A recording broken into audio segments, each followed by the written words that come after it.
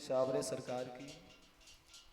आइए भक्तों, एक मंगलमय चर्चा की ओर चलने का प्रयास करते हैं, लेकिन उसके पहले ध्यान दें, हमारे जो है ढोलक पर संगत दे रहे हैं मोहित भैया, जो है ग्राम बहादुर नगर रहने के वाले, थाना पिहानी, जिला हरदोई।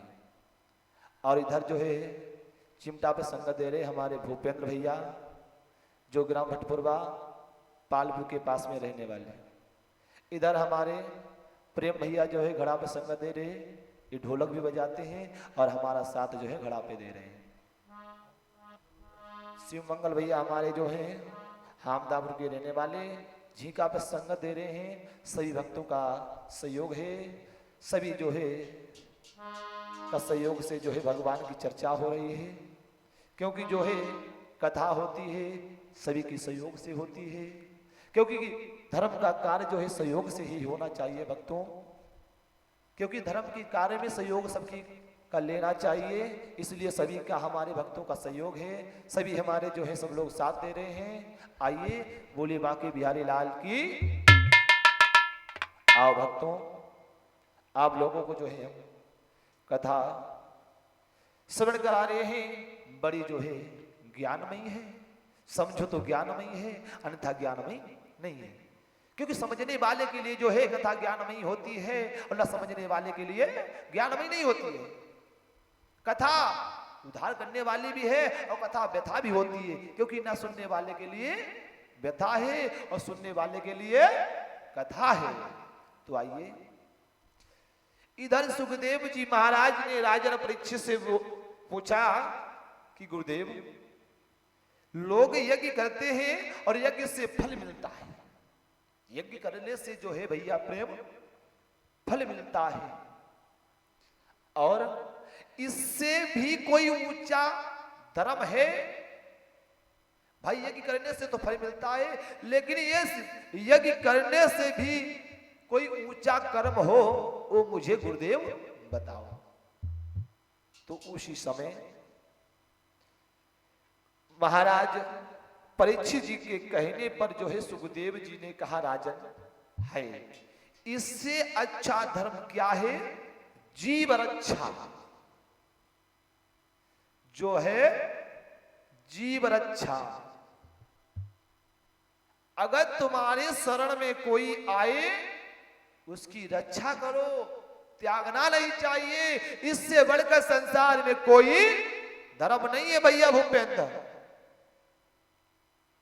भैया आजाद, इससे बढ़कर संसार में कोई धर्म नहीं है। शरणागत में आए हुए को शरण देनी चाहिए, कभी त्यागना नहीं चाहिए। आज वही गोस्वामी बाबा ने भी लिखा है कि जो भी शरण में आए उसे त्यागना नहीं चाहिए। इधर जो है महाराज सुखदेव जी बोले, राजन परीक्षित तुम्हें कथा सुनाने जा रहे हैं कि राजा शिव की कथा बखानो, जीव रक्षा तिन कीन्यो जानो। एक राजा शिव हुए, उन्होंने भी यज्ञ किया है और 99 यज्ञ हो चुकी है, 100वें यज्ञ की तैयारी है। इंद्र ने विचार किया 100 यज्ञ हो जाएंगी तो मेरा इंद्रासन चला जाएगा, इंद्रासन चला जाएगा। इंद्र पेट का कपटी है, विचार किया इसकी हमें जो है परीक्षा लेनी है, इसकी जो है यज्ञ मुझे भंग करनी है। जब इतना विचार किया, लेकिन एक हाथ से ताली बजने वाली नहीं है, जब 2 हाथ लगाओगे तभी ताली बजेगी। इंद्र ने विचार किया हम तो अकेले ही, अब आगे दूसरे का सहयोग लिए कुछ होने वाला नहीं है।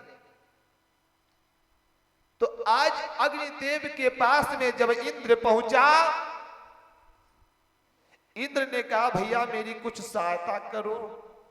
अग्निदेव बोले, आपकी हम क्या सहायता कर सकते हैं, मुझे बताओ। तो कहा, अरे सहायता क्या, केवल मुझे राजा शिव की जो है परीक्षा लेनी है। आप जो है कबूतर का भेष बना लेना, हम जो है बाज का भेष बना लेंगे, और तुम आगे आगे भागोगे, हम पीछे पीछे आएंगे, और जाते ही जाते आप महाराज शिव की गोद में गिर जाना। तो आप उस समय देखेंगे ये धर्म करते हैं या अधर्म करते हैं।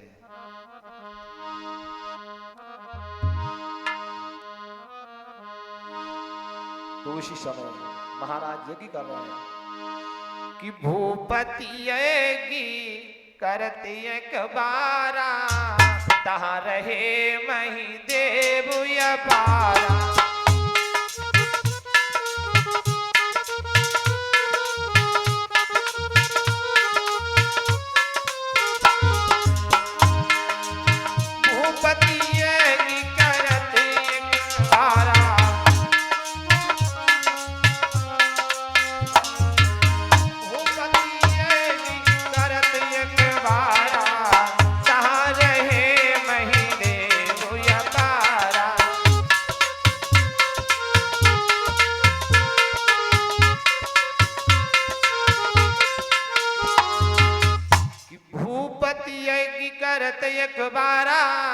तहाँ रहे मही देव अपारा। सब देव बैठे, महाराज यज्ञ कर रहे हैं और इधर बाज के रूप में इंद्र जो हैं और कबूतर के भेष में अग्निदेव, आगे आगे अग्निदेव जो है कबूतर के भेष में, पाछे से इंद्र जी जो हैं बाज के भेष में उसे जो है भगाते हुए जा रहे हैं। जैसे ही कबूतर आज देखा है महाराज शिव यज्ञ कर रहे हैं, उनकी गोद में गिर जाता है। महाराज जो है शिवी ने आज उस कबूतर को अपनी गोद में छुपा लिया। पीछे से जो है बाज पहुंचा, बोला महाराज आपकी गोद में हमारा भोजन है, दे दो ना। महाराज शिव बोले हमारे पास कुछ नहीं है। झूठ बोले क्योंकि रक्षा कर रहे हैं। इधर इंद्र जो बाज के भेष में है कहने लगे महाराज आप धर्म करते हैं लेकिन आज अधर्म करने जा रहे हो, झूठ बोल रहे हो ना।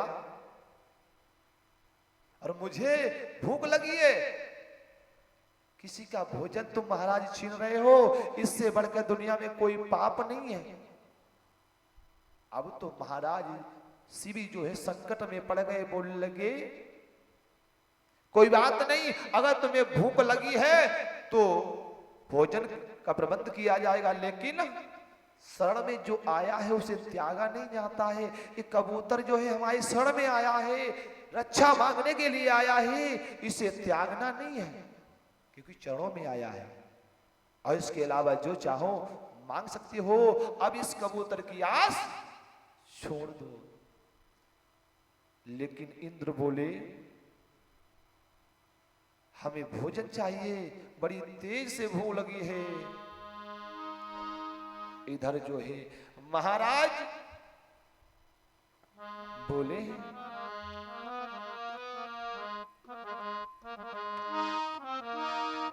कि शरण में आने वाले को, शरण में कि शरण में आने वाले को नहीं आना जाता है।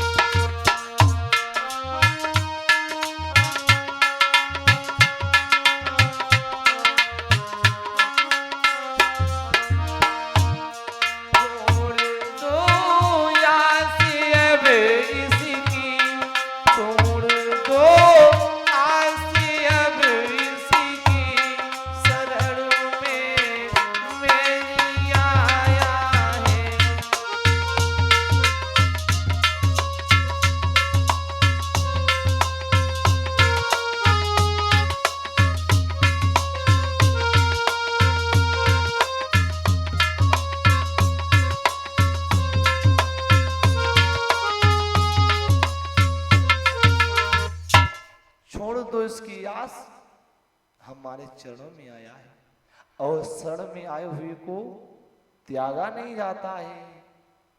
इधर जो है अब बाज बोला महाराज मुझे मांस चाहिए।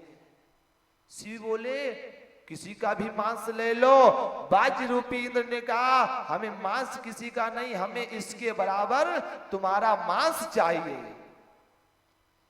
एक पलरे में कबूतर को जो है महाराज शिव ने रख दिया, दूसरे तरफ अपने शरीर के अंग को काट करके पलरे में रख रहे हैं, क्योंकि भोजन उसके बराबर का देना है,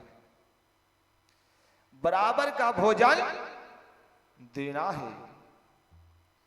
इधर धीरे धीरे महाराज शिव जो है मांस को काट रहे और चढ़ा रहे हैं। बलराज बिल्कुल जो है ऊपर नहीं आ रहा है। अब तो महाराज शिव जो है अति परेशान है, हम तो मांस काट के चढ़ा रहे फिर भी ये बराबर नहीं हो रहा है। महाराज दुखी है, लेकिन उस कबूतर को अपना गुरु महाराज शिव ने बना लिया था पहले कि ये मेरा गुरु है।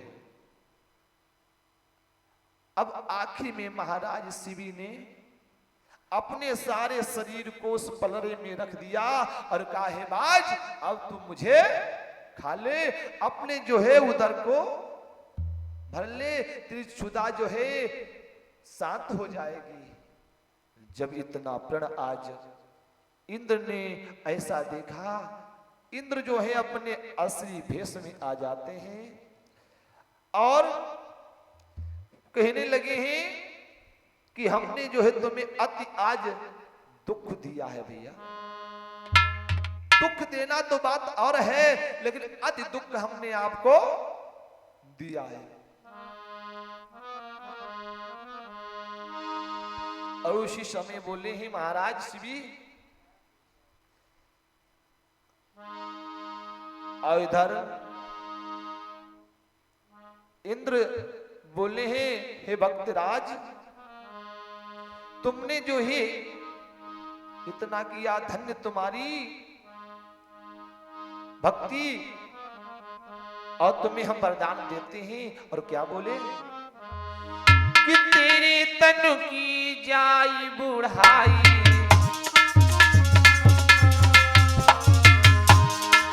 तेरे तन की जाई बुढ़ाई, कोई नवीन सुभग सुखदाई।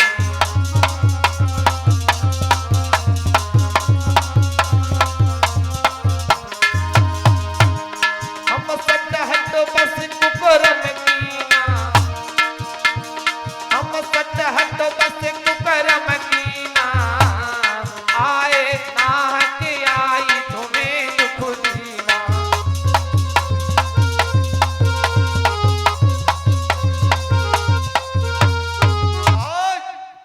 बोले ही तुम्हें दुख दिया, लेकिन तुम्हारे तन का बुढ़ापा दूर हो जाएगा, नवीन देह तुम्हारी हो जाएगी। जो हमने अपराध किया है महाराज, उस अपराध को क्षमा करो। आज महाराज शिव बड़े दयालु हैं, उन्हीं ने उनके अपराध को क्षमा कर दिया और इंद्र और अग्निदेव जो हैं अंतर ध्यान हो जाते हैं। आखिर में भगवान विष्णु के यहां से विमान आया और भगवान विष्णु के धाम में जो है महाराज शिव चले जाते हैं। बोले सच्चे दरबार की, क्योंकि ये जीव रक्षा से फल मिलता है। ये जीव रक्षा है कि जीव रक्षा से क्या और कैसे फल मिलता है। बोलिए साबरे सरकार की।